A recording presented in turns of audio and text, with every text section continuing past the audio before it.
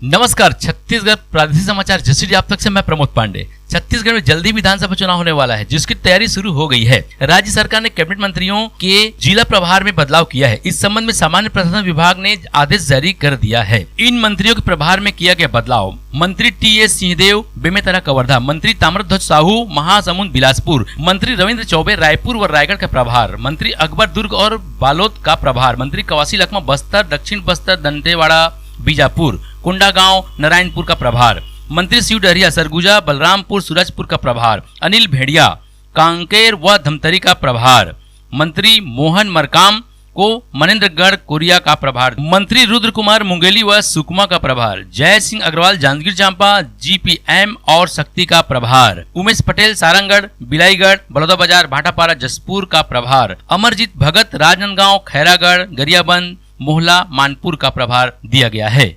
महासमुंद जिले के बागबहार विकास खंड के ग्राम पंचायत छुईहा ग्राम पंचायत का रहने वाला किसान कन्हैया लाल ने अपने खेत में ही आम के पेड़ में फांसी लगाकर आत्महत्या कर ली। मृतक किसान के जेब से एक सुसाइड नोट मिला है, जिसमें लिखा है कि मैं एक छोटा सा किसान हूँ। खेती किसानी में पिछले 8-9 वर्षों से कभी पानी कभी कीट प्रकोप से नुकसान हो रहा है। मुझे हर साल घाटा हो रहा है। इस वर्ष रबी फसल में 4 एकड़ में लो वोल्टेज के कारण फसल बर्बाद हो गया है। मुझे एक भी पैसा नहीं मिला है और न ही शासन से कोई मदद मिली है। पैसे की काफी तकलीफ हो रही है।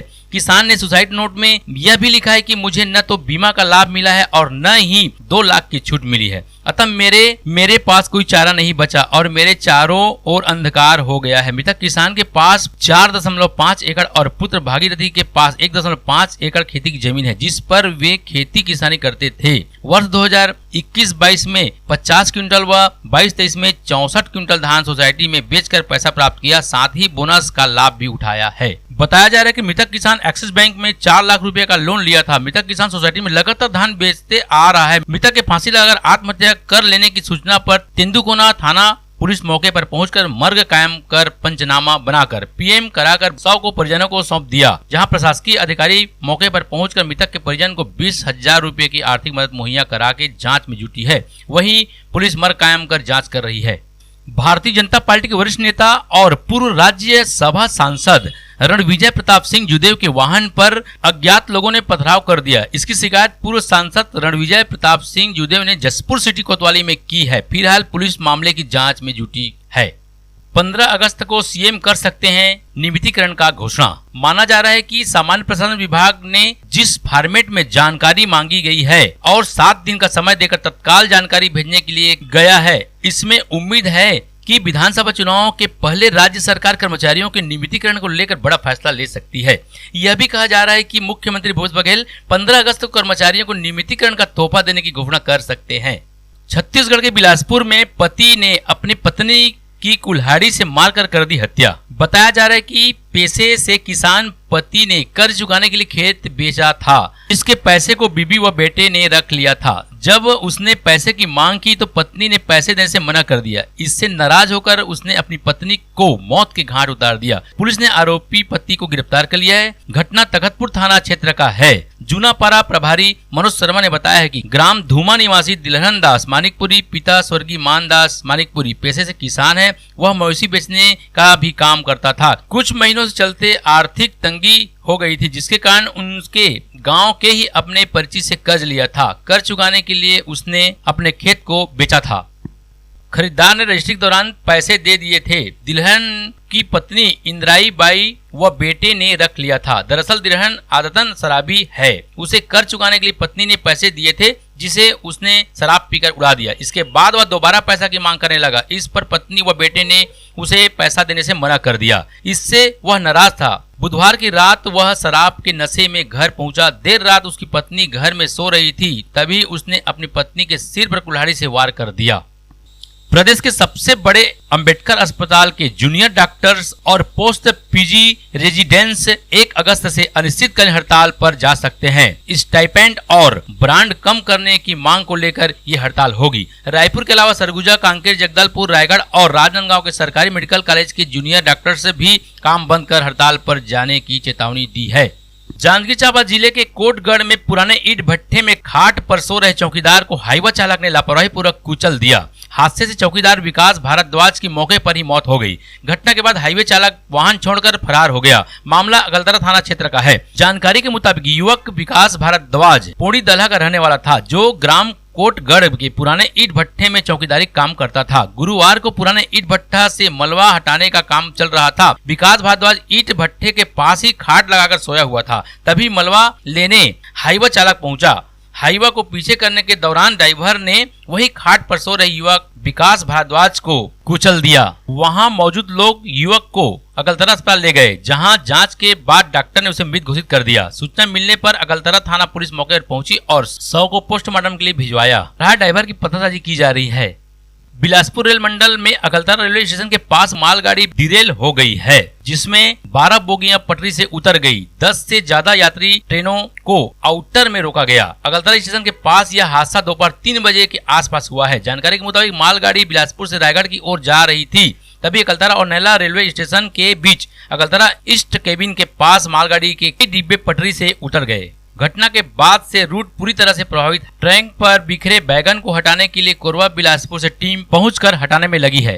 छत्तीसगढ़ के इस्पात नगरी भिलाई से रूह कंपा देने वाली एक वारदात सामने आई है। यहाँ पति का शक इस कदर बढ़ गया कि उसने अपनी पत्नी की बेरहमी से हत्या कर दी। पूरा घटना जामुल थाना क्षेत्र का है। मिली जानकारी के अनुसार सुबह सुबह आरोपी पति ने घर में सोई पत्नी पर लोटे से ताबड़तोड़ हमला कर दिया, जिससे उसकी मौत हो गई। घटना की खबर जब पड़ोसियों को लगी तो इसकी सूचना पुलिस को दी। पुलिस ने तत्काल कार्रवाई करते हुए आरोपी पति को गिरफ्तार कर लिया। थाना प्रभारी याकूब मेमन ने बताया कि आरोपी अपनी पत्नी के चरित्र पर शंका करता था। यही वजह थी कि उसने हत्या कर दी।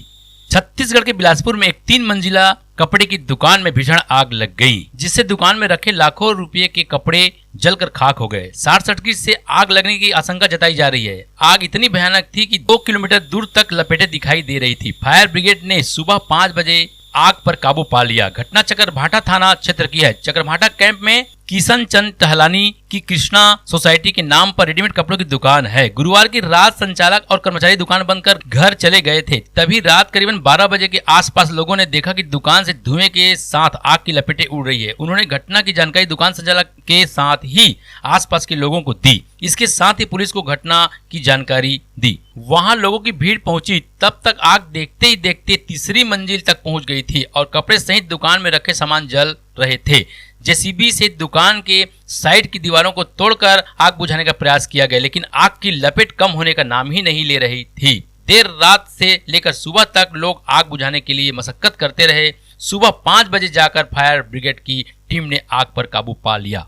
छत्तीसगढ़ हाई कोर्ट ने प्रदेश की उम्रदराज हो चुकी आंगनबाड़ी कार्यकर्ताओं को बड़ी राहत देते हुए सुपरवाइजर भर्ती में आयु सीमा की बाध्यता को खत्म कर दिया है। महिला एवं बाल विकास विभाग ने आंगनबाड़ी कार्यकर्ताओं के लिए आयु सीमा 45 साल तय किया था, जिसे चुनौती देते हुए उन्होंने हाई कोर्ट में याचिका दायर की थी, जिस पर याचिकाकर्ताओं के पक्ष में फैसला आया है। महिला एवं बाल विकास विभाग ने 26 जून 2023 को सुपरवाइजर के 440 पदों पर भर्ती के लिए विज्ञापन जारी किया था। इसमें से 220 पदों को सीधी भर्ती और 228 पदों को आंगनबाड़ी कार्यकर्ताओं के लिए आरक्षित किया गया। हालांकि इसके लिए आंगनबाड़ी कार्यकर्ताओं को भी परीक्षा में शामिल होना पड़ेगा।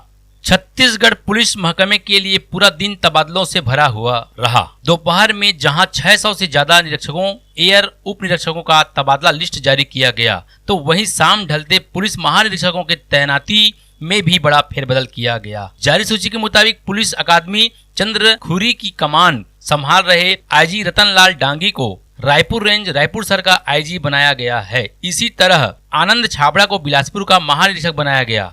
बिलासपुर के सिम्स को ई अस्पताल बनाने की प्रक्रिया एक कदम आगे बढ़ गई है। शासन ने यहां के लिए 75 लाख रुपए मंजूर किए हैं। इसकी प्रशासनिक स्वीकृति के लिए डीन ने डीएमई को चिट्ठी लिखी है। सिम्स का ओपीडी अपग्रेड होने वाला है। इसे ई हॉस्पिटल का रूप दिया जाएगा। इसमें तमाम जांच और ओपीडी पर्ची ऑनलाइन होगी और अस्पताल को पेपरलेस बनाया जाएगा। इससे मरीजों और डॉक्टरों का समय भी बचेगा। साथ ही ये सुविधा सभी मेडिकल कॉलेजों से लिंक होगी। तमाम जांच और ओपीडी पर्ची ऑनलाइन बनेगी। पामगढ़ थाना के अंतर्गत मदनपुर में काम करने जा रही महिला को बाइक सवार ने मारी ठोकर। इलाज के दौरान हुई महिला की मौत। मदनपुर गांव के मंटोराबाई कश्यप ने खेत की तरफ काम करने जा रही थी, तभी भैंसों की तरफ से आ रही तेज रफ्तार बाइक ने पीछे से ठोकर मार दी, जिससे महिला को गंभीर चोट आई। महिला को पामगढ़ हॉस्पिटल ले जाया गया, जहां पर डॉक्टर ने उसे मृत घोषित कर दिया। वहीं पामगढ़ पुलिस ने बाइक चालक के खिलाफ केस दर्ज किया है। जांजगीर चांपा जिले के ग्राम पेंड्री गांव में पिकअप में बंधे डीजे से गिरा युवक, इलाज के दौरान हुई युवक की मौत। ओडेकेरा गांव के रहने वाला संजय कर्स पिकअप में बंधे डीजे के ऊपर में बैठा हुआ था। वहां से गिरने पर सिर पर गंभीर चोटें लगी थी, जिसे इलाज के लिए कोरबा के हॉस्पिटल में भर्ती कराया गया था। जहां इलाज के दौरान उसकी मौत हो गई। नवागढ़ पुलिस ने पिकअप वाहन के चालक के विरुद्ध मामला दर्ज किया है। छत्तीसगढ़ के अधिकांश हिस्से में आज बारिश होने की संभावना है। मौसम विभाग ने मध्य बारिश की संभावना जताई है। कुछ जगहों पर गरज चमक के साथ भारी बारिश की भी चेतावनी